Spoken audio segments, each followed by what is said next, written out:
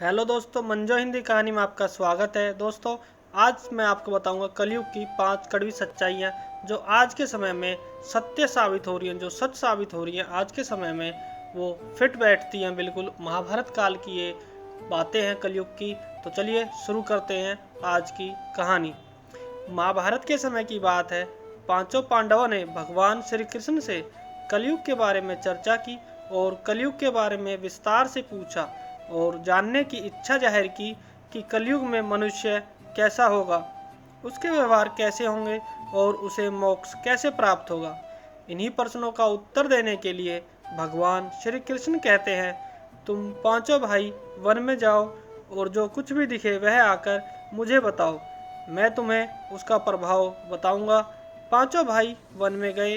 युधिष्ठिर महाराज ने देखा कि किसी हाथी की 2 सूंड है। यह देखकर आश्चर्य का पार न रहा। अर्जुन दूसरी दिशा में गए। वहां उन्होंने देखा कि कोई पक्षी है, उसके पंखों पर वेद की रचनाएं लिखी हुई हैं, पर वह पक्षी मुर्दे का मांस खा रहा है। यह भी आश्चर्य है। भीम ने तीसरा आश्चर्य देखा कि गाय ने बछड़े को जन्म दिया है और बछड़े को इतना चाट रही है कि बछड़ा लहूलुहान हो जाता है। सहदेव ने चौथा आश्चर्य देखा कि 6-7 कुएं हैं और आसपास के कुओं में पानी है, किंतु बीच का कुआं खाली है। बीच का कुआं गहरा है और फिर भी पानी नहीं है। पांचवें भाई नकुल ने भी एक अद्भुत आश्चर्य देखा कि एक पहाड़ के ऊपर से एक बड़ी शिला लुढ़कती लुढ़कती आती और कितने ही वृक्षों से टकराई, पर उन वृक्षों के तने उसे रोक ना सके। कितनी ही अन्य शिलाओं के साथ टकराई, पर वह रुक ना सकी। अंत में एक अत्यंत छोटे पौधे का स्पर्श होते ही वह वहीं पर स्थिर हो गई। पांचों भाइयों के आश्चर्यों का कोई पार नहीं रहा। शाम को वे श्री कृष्ण के पास गए और अपने अलग अलग दृश्यों का वर्णन किया। युधिष्ठिर कहते हैं, मैंने 2 सूंड वाला हाथी देखा तो मेरे आश्चर्य का कोई पार न रहा। तब श्री कृष्ण कहते हैं, कलयुग में ऐसे लोगों का राज होगा जो दोनों ओर से शोषण करेंगे, बोलेंगे कुछ और करेंगे कुछ। ऐसे लोगों का राज होगा, इसे तुम पहले राज कर लो। अर्जुन ने आश्चर्य देखा कि पक्षी के पंखों पर वेद की रचनाएं लिखी हुई हैं और पक्षी मुर्दे का मांस खा रहा है। इसी प्रकार कलयुग में ऐसे लोग रहेंगे जो बड़े बड़े पंडित और विद्वान कहलाएंगे, किंतु वे यही देखते रहेंगे कि कौन सा मनुष्य मरे और हमारे नाम से संपत्ति कर जाए। संस्था के व्यक्ति विचारेंगे कौन सा मनुष्य मरे और संस्था हमारे नाम से हो जाए। हर जाति धर्म के प्रमुख पद पर बैठे विचार करेंगे कि कब किसका श्राद्ध है। चाहे कितने भी बड़े लोग होंगे, किंतु उनकी दृष्टि तो धन के ऊपर ही रहेगी। ऐसे लोगों की बहुतायत होगी जो प्रधन को हरने और छीनने को आतुर होंगे और कोई कोई विरला ही संत पुरुष मिलेगा। भीम ने तीसरा आश्चर्य देखा कि गाय अपने बछड़े को इतनी चाटती है, बछड़ा लहूलुहान हो जाता है। कलयुग का आदमी शिशुपाल हो जाएगा, बालकों के लिए इतनी ममता करेगा कि उन्हें अपने विकास का अवसर ही नहीं मिलेगा।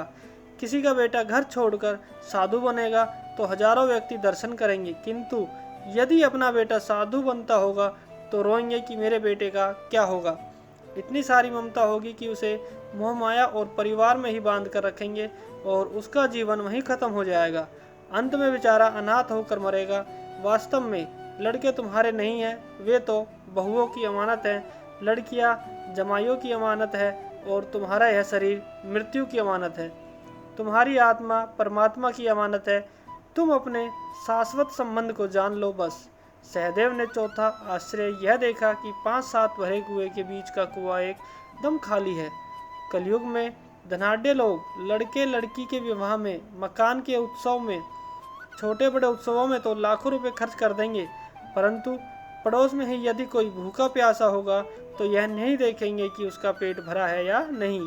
दूसरी ओर मौज मौज में शराब, कबाब, फैशन और वैसन में पैसे उड़ा देंगे, किंतु किसी के 2 आंसू पोंछने में उनकी रुचि ना होगी और जिनकी रुचि होगी उन पर कलयुग का प्रभाव नहीं होगा, उन पर भगवान का प्रभाव होगा। पांचवा आश्चर्य यह था कि एक बड़ी चट्टान पहाड़ पर से लुढ़की। वृक्षों के तने और चट्टाने उसे रोक ना पाए, किंतु एक छोटे से पौधे से टकराते ही वह चट्टान रुक गई। कलयुग में मानव का मन नीचे गिरेगा उसका जीवन पतन होगा। यह पतन जीवन धन की शिलाओं से नहीं रुकेगा, ना ही सत्ता के वृक्षों से रुकेगा, किंतु हरि नाम के एक छोटे से पौधे से, हरि कीर्तन से, एक छोटे से पौधे से मनुष्य जीवन का पतन होना रुक जाएगा। दोस्तों, ये थी कलयुग की कुछ बातें। अगर आपको पसंद आई तो लाइक करना और चैनल को सब्सक्राइब जरूर करना।